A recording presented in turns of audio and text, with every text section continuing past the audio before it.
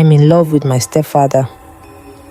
A story of confusion, boundaries, and healing. I was 17 when my mother remarried. Her joy was contagious. After years of heartbreak from my biological father's abandonment, she found love again. And I wanted to be happy for her. We moved into a new home, and that's where I met him. Michael, my new stepfather. He was kind, gentle, the kind of man who made breakfast on Saturdays, read quietly in the evenings, and never raised his voice. Unlike my real father, Michael made me feel safe. But something changed. At first, it was harmless, or so I thought. I noticed the way I looked forward to seeing him, the way I watched him when he wasn't looking, the way my heart beat faster when he called me princess or ruffled my hair. At night, I caught myself thinking about him more than I should. I hated myself for it. He was my stepfather, married to my mother. This wasn't right, but my feelings didn't stop. They only deepened. And they became harder to hide. I tried to stay away. I avoided family dinners, stopped watching movies with them in the living room, and spent more time locked up in my room, pretending to study. But Michael noticed. "Is something wrong?" he asked me once, softly. I looked up and nearly broke. The concern in his eyes was genuine, not romantic, not flirty, just fatherly care. But that's what made it worse, because no matter how pure his intentions were, my feelings weren't.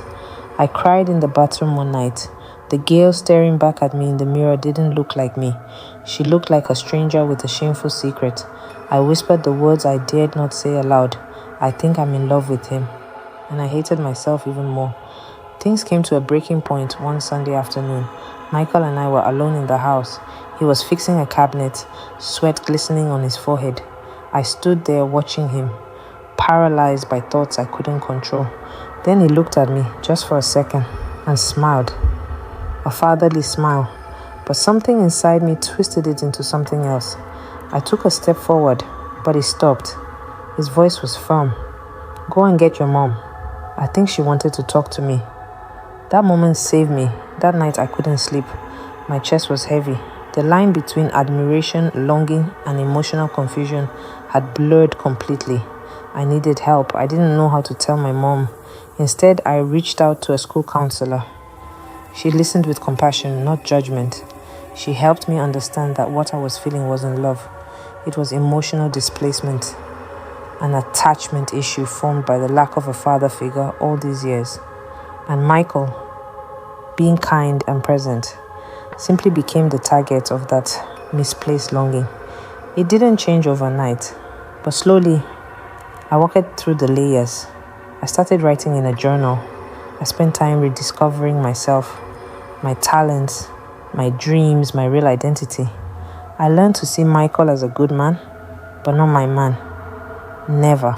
I also started bonding with my mom again. We laughed more, shared tea at night, and talked about life. I told her eventually, not everything, but enough. She held me and we cried together. She never judged me, she just loved me. I learned something important, that love is not always romantic, that sometimes we confuse emotional safety with desire, that deep wounds can play tricks on the heart. Michael remained kind, but I never crossed the line, and he never gave me any reason to think he would.